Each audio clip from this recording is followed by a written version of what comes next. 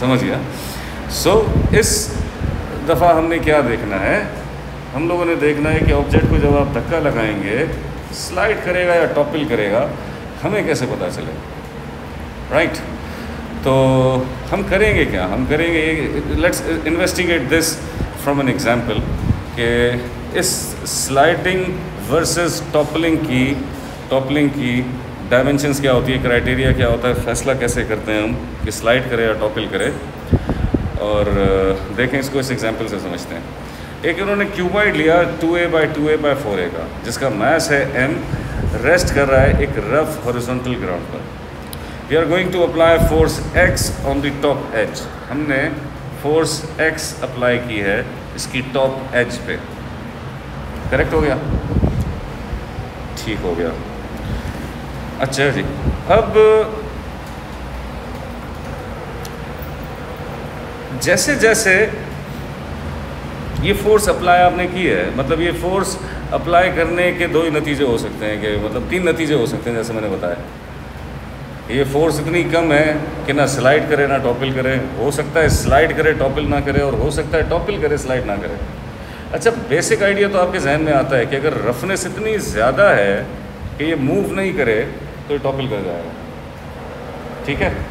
Roughness अगर ज़्यादा है तो ये काम होगा, और अगर कम है तो फिर काम नहीं होगा। वेल, हम कैसे डिसाइड करें? So let's resolve forces to understand कि होने क्या वाला है। देखो, एक बात ये समझो कि जैसे जैसे आप x को इंक्रीज करोगे, मतलब आप ये फोर्स इंक्रीज करोगे, तो होगा क्या? ये जो नॉर्मल रिएक्शन फोर्स है ना, it will get closer to the point O। जो टॉपिल करेगा वो इसी पॉइंट पे करेगा असल में। क्यों करेगा ऐसा?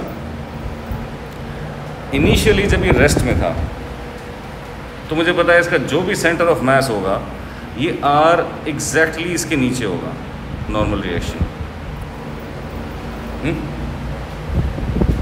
लेकिन जब आप ये फोर्स बढ़ाएंगे,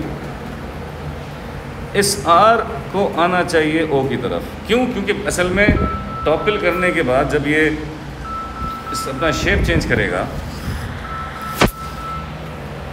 राइट, तो होगा क्या?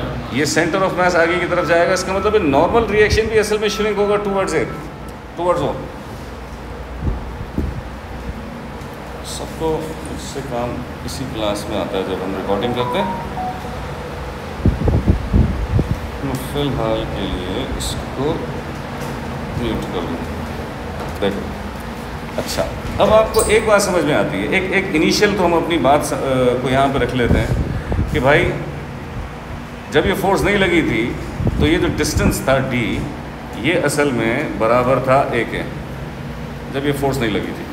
ऐसा फोर्स लगने के बाद d विल रिड्यूस।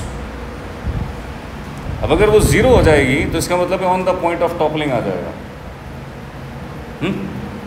अच्छा, खैर फोर्सेस को देखते हैं। अब आप जानते हैं कि जब ये x लगेगा तो फ्रिक्शन की डायरेक्शन ये होगी, तो हॉरिजॉन्टली जब हम इसको ब्रेक करेंगे तो x बराबर f के और r बराबर mg के। वेट नीचे आ रहा है, r ऊपर जा रहा है। Taking moment about O। अब मोमेंट अगर हम लेंगे तो हम अबाउट O जब मोमेंट ले रहे हैं, अब ये टॉप एज पे लगी हुई है फोर्स, इसकी परपेंडिकुलर डायरेक्शन फ्रॉम O जो है वो असल में 4a है, अगर इसकी हाइट 4a है तो, ठीक है? फिर और R इनिशियली D पर है, सही है? ये जो R फोर्स लग रही है ऊपर की तरफ अपवर्ड्स, इसकी जो डिस्टेंस है फ्रॉम O वो D है।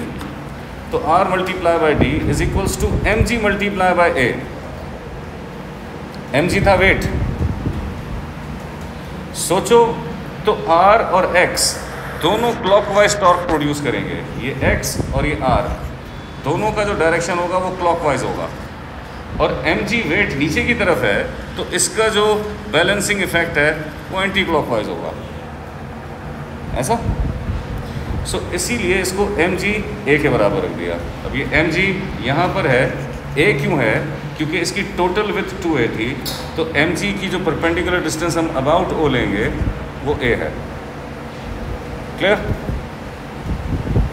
Remember this is not the line of action, कोई थ्रेड नहीं है जो ऐसे बंधी हुई है। तो mg का वेट हम जो परपेंडिकुलर डिस्टेंस लेंगे इस mg के इफेक्ट का, वो ऐसे लेंगे, राइट? अब इसमें आपने क्या किया, इसमें आपने ये किया कि x को सब्जेक्ट बना लिया, you made x subject. x subject बनाया तो mga minus mgd divided by 4a आ गया। अब हम इसको इन्वेस्टिगेट करें। देखो, अगर x 0 होता तो d बराबर a के था, और इसमें से निकलता भी कैसे, सोचें ज़रा। इसको मैं थोड़ा जूम करता हूँ ताकि मेरे पास जगह बने। अगर x 0 रख लेता, ये 4 आके 0 से मल्टीप्लाई करता, तो 0 is equals to mga minus mgd होता। ये mga इधर आता इज इक्वल्स टू माइनस और माइनस mgd हो जाता, माइनस mg कैंसिल, तो d would leads to a। सही है, इनिशियल कंडीशन। अच्छा, अब आगे बढ़ते हैं। अगर x की जगह 1/4 mg रखते हैं, x की जगह 1/4 mg रखते हैं, तो 1/4 mg is equals to mga minus mgd divided by 4a आके मल्टीप्लाई करेगा, 4 और 4 कैंसिल, ये mga is equals to mga, मतलब it will leads to d is equals to 0। समझ आ रही है बात? अब d 0 हो गया, इसका मतलब क्या है? इसका मतलब है कि the cuboid is on the point of toppling. यही हमने अपनी इनिशियल इन्वेस्टिगेशन में कहा था ना कि अगर तो ये d हो के 0 हो जाए, इस पोजीशन पे आ जाए, इन्होंने बनाया नहीं, अगर ये 0 हो जाए तो इसका मतलब है कि अब ये this is now it will topple over. Further more point of toppling है। अब हम ये पॉसिबिलिटी देखते हैं, मतलब d का 0 होना at the point of toppling है। ये फोर्स हमने इसमें पुट करके डिसाइड करना है कि d 0 हुआ या नहीं हुआ। हमें बताया जाएगा कि भाई x इतनी फोर्स लगी, x से मुराद ये फोर्स लगी, इस फोर्स से हमने निकाला d, और अनटिल अनलेस ये 0 ना हो जाए हम ये नहीं कहेंगे कि टॉपल होगा। ठीक है, अब कंसिडर करते हैं स्लाइडिंग को। ये x फोर्स स्लाइड करेगा नहीं करेगा, अब जानते हैं कि friction is responsible for this. इसके लिए भी नॉर्मल रिएक्शन ही रिस्पॉन्सिबल है। कैसे रिस्पॉन्सिबल है देखें। हम जानते हैं कि ये जो x है बराबर होता है म्यू आर के।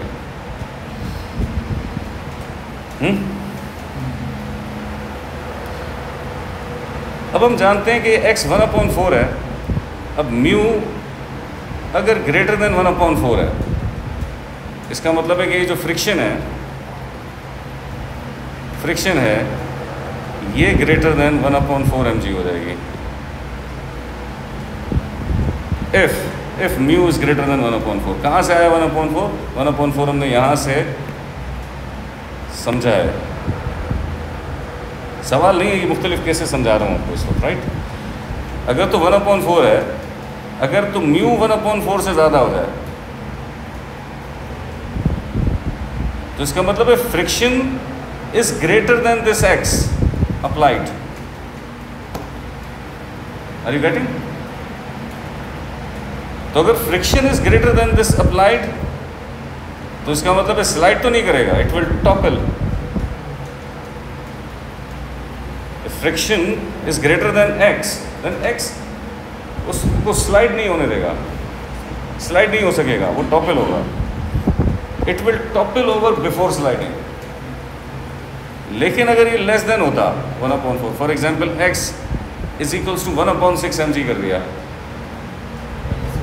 एंड म्यू जो है वो 1/8 कर दिया, लेट्स से एक केस कंसिडर कर रहे हैं, तो अब x को अब इस वाली अस्तगफिरुल्लाह कहाँ गया, ऊपर नीचे, हाँ सॉरी। अगर x 1/6 है, इसमें x की जगह 1/6 रखें,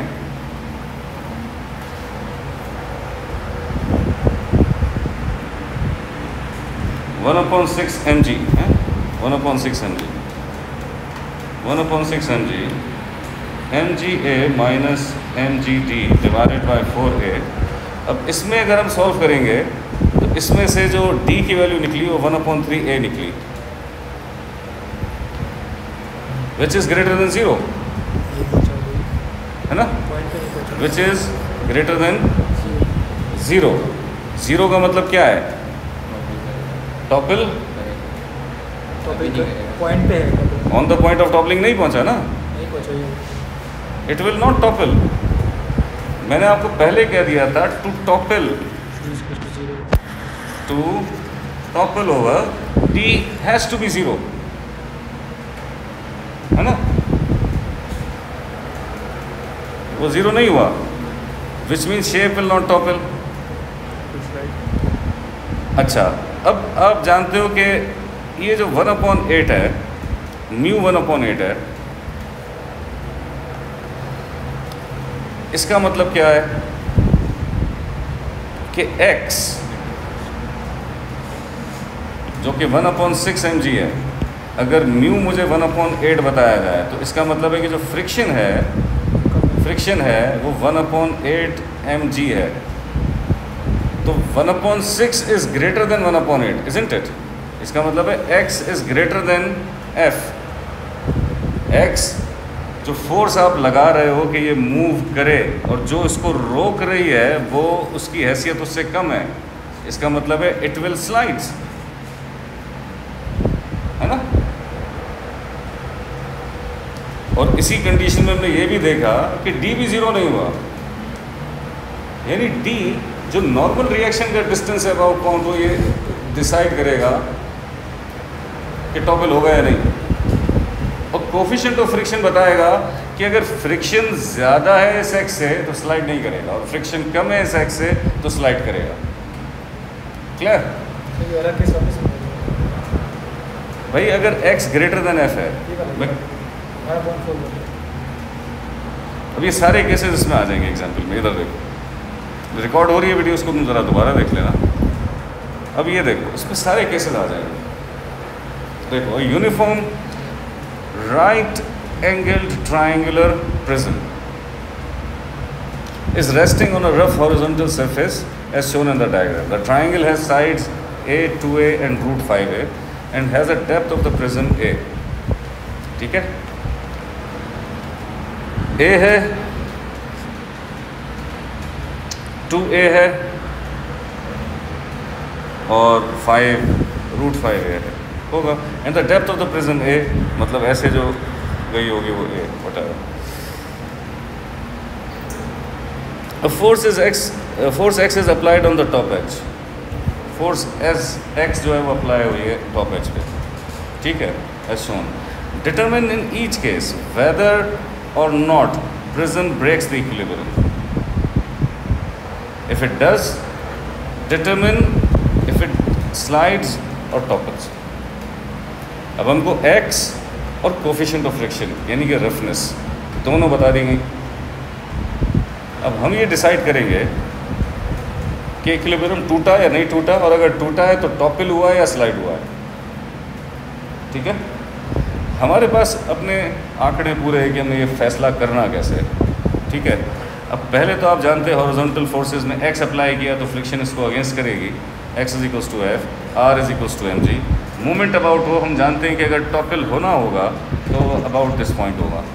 ठीक है, तो फिर आपने x का जो डिस्टेंस है, परपेंडिकुलर डिस्टेंस है अबाउट दिस पॉइंट हो, दिस इज 2a, r का वही डिस्टेंस रखा आपने d, और जो mg है उसका डिस्टेंस 2/3r, 2/3a, क्योंकि यहाँ से डिस्टेंस a था, आप जानते हैं कि यहाँ से 1/3 होता है, इस पॉइंट से 1/3 होता है ना, इस पॉइंट से 1/3 होता है, तो O से 2/3 होगा। पढ़ा है ना हमने ट्राइंगल के लिए, ये concentrated part right angle triangle का होता है, ये जो पॉइंट है वो यहाँ से 1/3 है, तो वो यहाँ से जो है वो 2/3 होता है, राइट। सो 2/3a। अब इसमें x को सब्जेक्ट बना लिया गया। अब x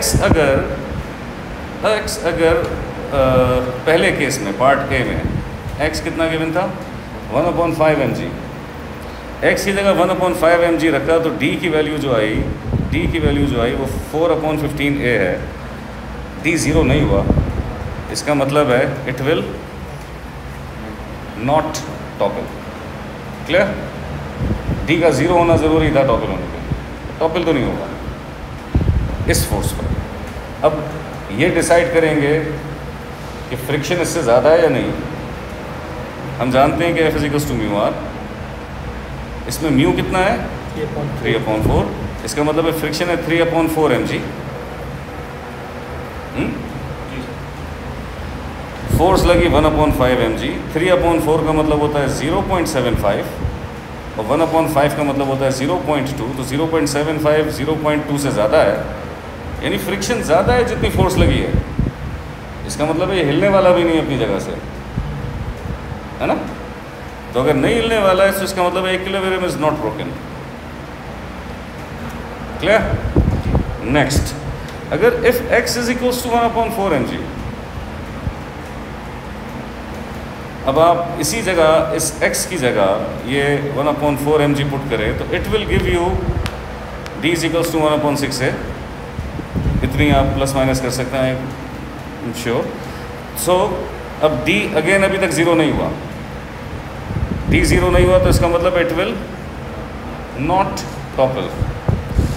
अब आप आ जाएं फ्रिक्शन पे, फ्रिक्शन इज म्यू आर। अब कोफिशिएंट ऑफ फ्रिक्शन 1/5 थी, तो 1/5 इज 0.2। 0.2 छोटा होता है 0.25 से, 1/4 मतलब 0.25। इसका मतलब क्या हुआ कि फ्रिक्शन कम है x है। इसका मतलब है prism breaks equilibrium by sliding. c x अगर 1/3 mg है तो उस पर d आ गया 0। इसका मतलब है the prism is about to topple.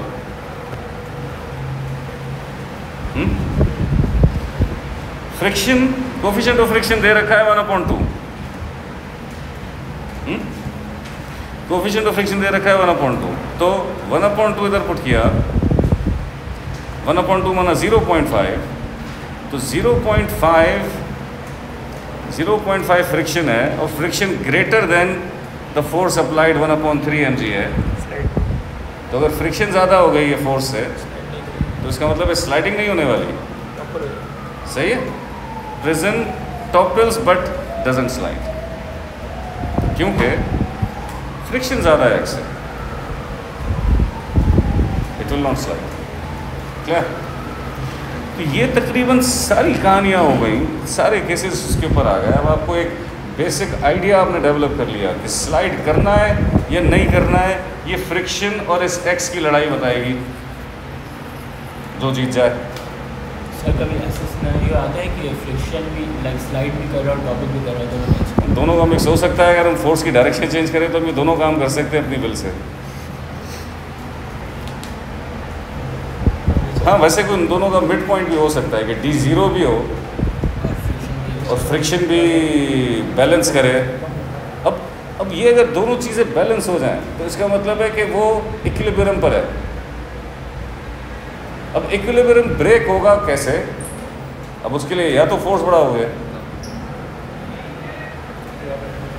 या फिर कोफिशिएंट ऑफ फ्रिक्शन कम करोगे ग्रीस व्रीस डाल के, है ना। दोनों में से कोई एक सूरत करोगे तो वो अपना इक्विलिब्रियम छोड़ेगा, राइट। सो आई गेस आप लोगों को समझ आ गया। ये इसी तरह की यही डायमेंशंस हैं एज इट इज़। अब आप लोगों ने इसमें एक चक्कर और, वो एक चक्कर ये है कि in case off ramp incline पे हम जानते हैं, एक छोटी सी बात बताता हूँ पहले इस एग्जाम्पल से करने से पहले। मुझे पता है इसमें जो डी का सीन था,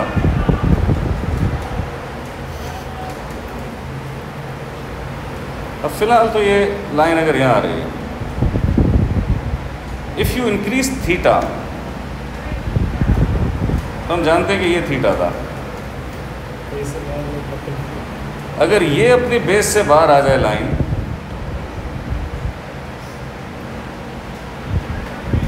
टॉपिल होगा। मतलब आप थीटा इंक्रीज़ करते जाएं, यहाँ से इसको थीटा को इंक्रीज़ करते जाएं। तो कौन सी लाइन है ये भाई इसके ऊपर इंक्लाइन प्लेन है, इंक्लाइन प्लेन पे कुछ रखा है, ठीक है, इंक्लाइन प्लेन पे कुछ रखा है। अब आप जानते हो कि अगर मैं ये एंगल इंक्रीज़ करता जाऊँ, ये एंगल कितना इंक्रीज़ हो कि जो नॉर्मल रिएक्शन फोर्सेस है, मतलब ये वाला जो डिस्टेंस है, ये स्टेबिलिटी अपनी छोड़े इस बेस से बाहर निकले, it is going to decide कि टॉपिल होगा या नहीं होगा, है ना। अब इस एग्जाम्पल को देखते हैं। हमने एक बेसिक आइडिया हमने इसका समझा, अब हम आते हैं इसके ऊपर। देखो, a solid uniform cone of base radius R and height H R, base radius R है, हाइट एच आर है, हमें नज़र आ रही है, ठीक हो गया। Is placed on a rough plane inclined at theta is shown in the diagram. The coefficient of friction between the cone and the plane is 0.5. Coefficient of friction हमें दे रखा है. The plane is hind at the bottom. Okay, इधर मतलब ये घूमेगा, इधर torque हम produce करेंगे. And it's slowly rotated so that theta increases. Giving a justification for your answer and determine whether or not cone topples before it slides. वो topple करेगी slide करने से पहले या नहीं। अब आप जानते हैं कि इसको टॉपल करवाने के लिए कल्परेट है एंगल, और स्लाइड करवाने के लिए कल्परेट है फ्रिक्शन। अब जाहिर सी बात है फ्रिक्शन, अब इसमें जब फोर्सेस बनाते हैं वो जानते हैं, हम करते आ रहे हैं मन से, parallel to the ramp and perpendicular to the ramp.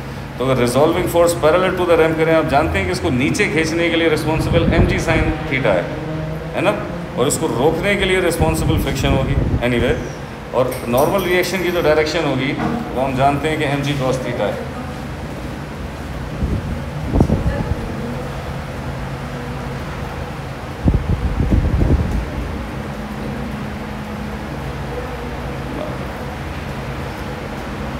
कौन है कुछ क्या तो मांगेंगे,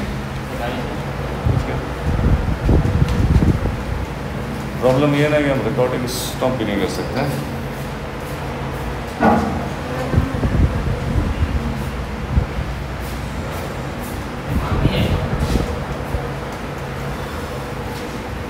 हाँ जी बोलो, रात, हाँ सेंटर में हो, देर हो जाएगी।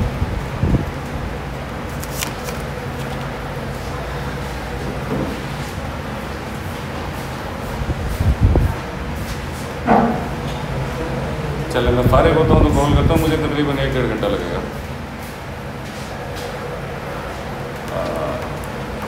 इतना तो टाइम लग जाएगा, ठीक। Okay, sorry for this. अच्छा जी, कहाँ थे हम? हाँ, तो आर हमको पता है कि जो नॉर्मल रिएक्शन है वो आर इज इक्वल्स टू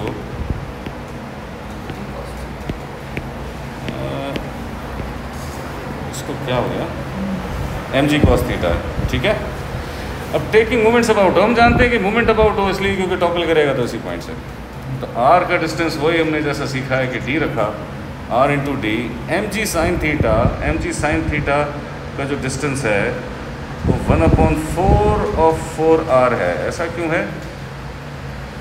अच्छा, ये जो mg sin थीटा जो इसका सेंटर ऑफ ग्रेविटी होगा वो जिस डिस्टेंस पे आया है वो इसका परपेंडिकुलर डिस्टेंस अगर हम यहाँ से देखेंगे तो वो क्योंकि यहाँ से 3/4 होता है तो यहाँ से 1/4 होगा, सही। अब 1/4 ऑफ 4r का मतलब r, सही।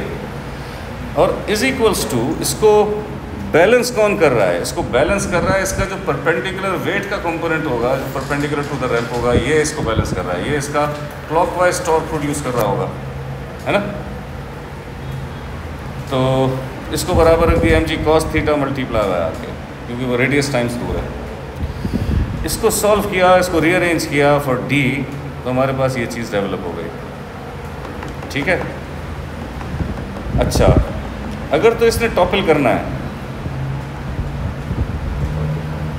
तो डी को 0 हो जाना चाहिए। अगर तो इसने टॉपल करना है तो डी को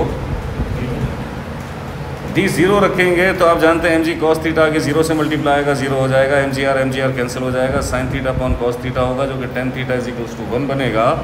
that means theta is equals to 45 degree निकलेगा, है ना। So the cone will be on the point of toppling if this angle is reached.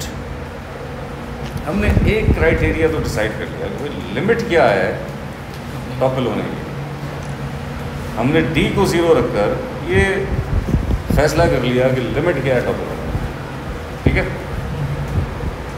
फिर assuming that cone is on the point of sliding, तो ये जो M G sine theta है जो इसको नीचे लाने के लिए रिस्पॉन्सिबल है, अगर ये on the point of sliding हो तो इसका मतलब है फ्रिक्शन भी इतनी है।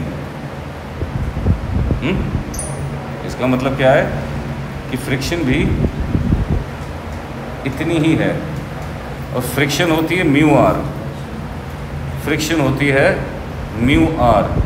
तो इसका मतलब है कि एम जी साइन थीटा को बराबर रख दें म्यू आर के, और आर के बारे में आप जानते हैं कि इंक्लाइन प्लेन में वो एम जी कॉस थीटा है ना। इट गिव्स यू कि जो ये जी से जी कैंसिल, एम से एम कैंसिल, कॉस थीटा आगे साइन थीटा से डिवाइड करेगा तो mu is equals to tan theta, mu is equals to tan theta. अब आप देखें, अब आ गया हमारा फैसला करने का वक्त। हमको सवाल में म्यू कितना दे रखा था, हम इसको टेन थीटा के बराबर रखेंगे। एंगल आ गया 26.6, तो इसका मतलब क्या है, it will slide before it topples, क्योंकि 26.6 बहरहाल 45 डिग्री से कम है, और ये 26.6 डिग्री कैसे आया, इस कोफिशिएंट की वजह से आया। अगर कोई कोफिशिएंट की ऐसी वैल्यू होती जो ये एंगल ग्रेटर देन 45 देता, तो इसका मतलब है कि वो टॉपल कर जाता, स्लाइड नहीं करता। तो डू यू सी कि टॉपलिंग और स्लाइडिंग में जो ट्रेड ऑफ है रैंप में, ये कोफिशिएंट ऑफ फ्रिक्शन और एंगल, कोफिशिएंट ऑफ फ्रिक्शन की वजह से जो एंगल निकलेगा वो डिसाइड करेगा। हम पहले तो वो एंगल निकाल कर एक तरफ अपनी लिमिट देख लेंगे कि टॉपल करने के लिए एंगल ये होना चाहिए, और फिर देखेंगे कि कोफिशिएंट ऑफ फ्रिक्शन जो हमको एंगल दे रहा है वो इस लिमिट को तोड़ रहा है या नहीं। अगर तो तोड़ दे, बढ़ जाए, तो टॉपल, ना कर सके तो slide. Got it? So this is all for the day, and congratulations, this is the end of the chapter.